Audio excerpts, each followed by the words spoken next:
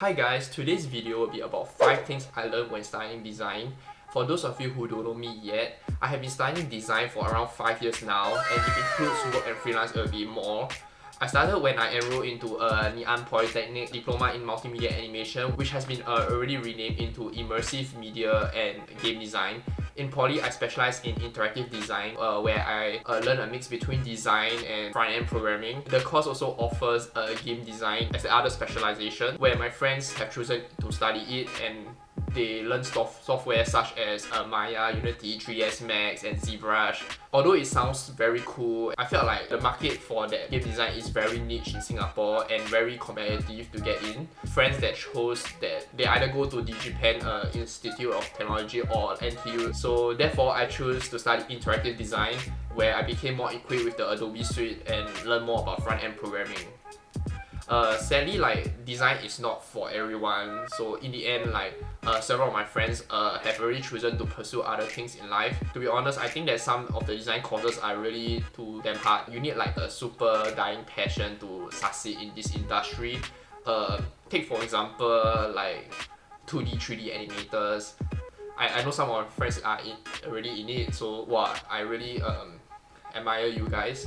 And then AR, VR game designers, CGI editors, and set designers. Yeah, these are the few main creative jobs that I really admire, and I wish I could have some knowledge on it, but I don't have. I felt like I never took the design school seriously at the start of Polytechnic, and I was always late for tutorials and always doing assignments very late, But back then, I still don't know what I want to do in life, and only until the last few semesters in Polytechnic where I actually put in a lot of effort, because my GPA was quite low and I wanted to go into NTU ADM, because there was this time where the school brought me and my friends to NTU ADM, the graduates exhibition, and I remember talking to one of the students, and I met this guy. He told me that he's from Poly and he got in with a GPA of 3.4, so I was really shocked and oh shit, I have a chance to actually go into NTU ADM after my army. But then in army halfway, I decided to challenge myself, and I was interested in designing buildings, and then I decided to take a leap of faith and go and study architecture in University of Melbourne. And so right now I'm here in Australia to study architecture. So after studying around a year and a half, and through COVID-19, I've learned many things in university. So with my experience so far in both schools, here are 5 things I learned when studying design. Firstly, quality over quantity. So there is always a design brief at the start of the assignment, and you need to list down all the deliverables. Well, little did I know or that the deliverables, the assignment brief is always flexible. It is okay not to hand in everything the teacher wants. School is a place for learning and mistakes, and it is okay to miss out things in the brief and take it as a learning experience. Because work in the future, right, there's little room to mess up, So in Polytechnic, I remember there was this weekly drawing assignment on human anatomy. We were graded weekly on it. So my friends and I were tasked to do 5 drawings every week as a form of practice to show to the tutor. But the practice is graded lah. And then I have friends who did all 5 drawings and only gotten a 7 out of 10, while I have one friend that did 1 drawing halfway and managed to get a 10 out of 10. So there was still one week where I also handed in 3 drawings and then managed to get a 9 out of 10, and then the tutor even took out his pencil and draw markings on me and taught me personally how can I improve the drawing and shading. As you can see, the tutor does not want to see whether you have completed the assignment or not. They want to see how much effort you put into every week and to improve, and your attitude towards drawing and studying. And the tutor also want to see the fine details you put into your drawing, the type of shading that amplifies a certain movement of your drawing on the body, the contrast details. So the student that actually spend 3 or 4 hours on one drawing, right, will definitely receive a higher score than a student that spends 30 minutes on one drawing and complete the assignment on time, 5 drawings, or very fast, 3 hours I complete but 5 drawings. The level of detail is definitely different. Yeah. So another example was in university where in one of my student classes, the deadline was very near, and my friend could not manage to finish the assignment on time, so she handed in the assignment without several diagrams missing. However, to my surprise, right, my friend managed to score a very high mark and amazed the tutor with her outstanding renders. Her renders are a combination of hand drawings layered above the computer render, and it was so beautiful that like even other tutors from other classes also asked how she do it. So another example would be the submission for one of my construction subjects. It was not a design subject, but I submitted a construction analysis of a house without a roof because I did not have time to finish it. In the end, my tutor was still very generous and gave me a very high score for it. So to quote him, right, he said in the comment section, in any case, this is still a good result that I can tell that you have a good understanding of the subject and the key principles of construction and how it relates to architectural design, intent and client brief. The assignment was completed with few omissions and probably could have done better in the performance aspect of the assessment criteria because I missed out the roof. Honestly, I was already prepared for the worst, but the tutor really encouraged me to study harder for my next construction subjects in the comments feedback section. If you really want to score a really good mark for design subject, right, you definitely must over deliver. For example, if the brief asks you to have 3 drawings, right, you not say like always you submit like less than what the teacher expect of you, but then if you are those like want to really impress the teacher, you probably like hand in like 6 quality drawings, very good drawings. Then in that way, the tutor cannot have no choice but to give you a very good score, right? Because you really spoil the market. So secondly, complexity is simplicity. You know how people like minimalistic design and simple design, something easy on the eye and practical. So take for example like a mineral water bottle we always buy from the supermarket. So the water bottle has so many kinds of shapes and sizes, and to allow the best and most practical way to hold and open and drink the water bottle. So those shape itself, right, is a complex design with all the curves and dents for such an everyday simple task like drinking, you know. The most brilliant work of art, right, always embodies a layer of complexity in the design thinking and process. Thirdly, design students are quite crazy in terms of work. So there's always someone more passionate and hardworking, because the design itself, right, is passion driven mostly rather than okay, I work for money. Because in this industry, everyone just choose to do something that they like rather than because of money. That's why I choose to do design. There's no one that does that, and I don't think there's anyone that does that and want to study design. I have heard rumors from my friend who studied in communication design in Temasek Polytechnic School of Design.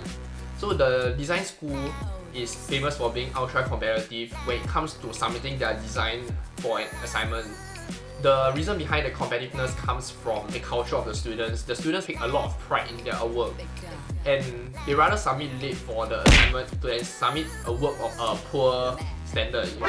So on the day of the assignment submission and presentation itself, right, some of the students would already continue to present. Those students that really want to take a step further, right, they will really fine-tune their assignment to meet their own expectations. It's not even like the tutor's expectations already. They have a set standard for themselves. I heard that these students, right, that submitted late don't really have a good GPA, but because like these are the same students that are the most hardworking and they will create the best portfolios at the end of the day because of their attitude. When doing job hunting, many design companies in Singapore look for portfolio material only rather than the GPA. So some companies have a thing to hire graduates from Temasek Poly because of the very same reputation. In the University of Melbourne here, during one of the subjects I took, I had the opportunity to take the subjects with the students who are either 1 or 2 semesters ahead of me. During the final presentation of the assignment, there were more local students chosen to present.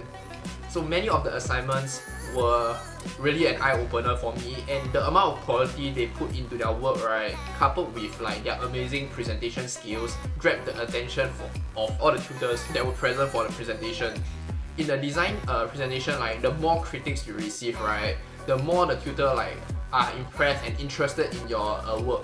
So if the tutor, right, in the design school, right, critique you a lot, right, you should be very happy because you must take in all the constructive feedbacks that they give. so that you can improve your work in the future. These students really spoil the market for every student doing the subject. They tend to over-deliver and work far harder than any other students, aiming not only to achieve a high GPA but also a strong portfolio and also to create connections with the tutors and lecturers in the industry. This might not be for everyone, as those people really have very good time management skills and they will manage to use the same time, right, to actually complete more than others in some way. And after listening to their presentation and how much they put into their work, right, I was really inspired and motivated by them, you know. Fourthly, you must be equipped.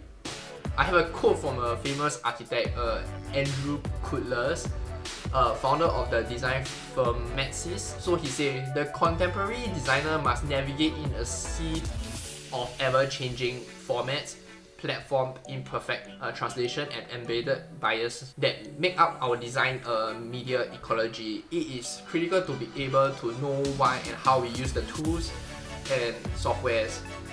The amount of things that change from the past is probably one of the most difficult divisions between faculty and students. Although students have access to so many powerful tools than the students in the past, navigating them is complicated, time-consuming and often very frustrating. So instead of empowering, our tools can be alienating. Faculty often forget that the complexity of the design media tools has already exploded along with its capacity and misjudge the time and space needed to learn them. There is a fallacy of digital natives that these things now comes naturally to this generation, which is my generation, but it's also saying like manually constructing 3-point perspective come naturally to the older generations that since they grew up with pencils. There are so many tools out there in the market, and I think it is important to be able to know how to use these tools to your own advantage and for efficiency and execution for your work.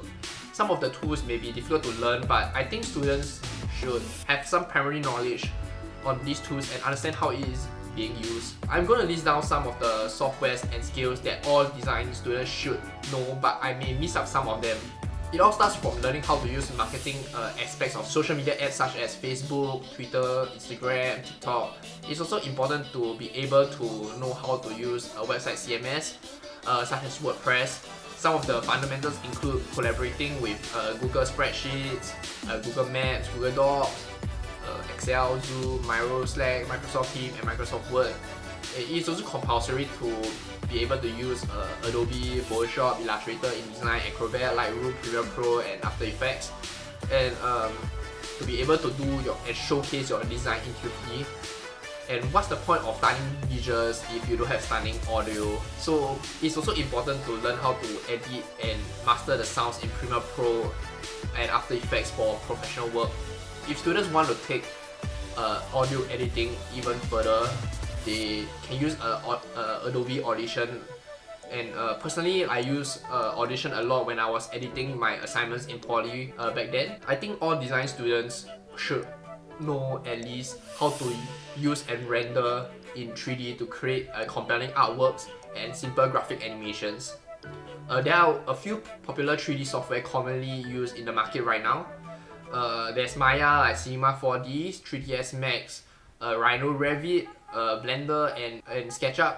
I learned how to use Maya, Rhino, and SketchUp already, and I find that SketchUp is the easiest to pick up. And then some of the rendering software include like Twinmotion for Mac, Enscape, Lumion, Unreal Engine, Keyshot, and V-Ray. You can even use the inbuilt rendering inside some of the 3D softwares, but then I think it doesn't give a very realistic output, in my own opinion, so it's better to use V-Ray. I would recommend it. SketchUp can sync with V-Ray also. Aside from all those technical tools, design students should also know everything about using a camera and be familiar with the output settings and terms used in the film industry.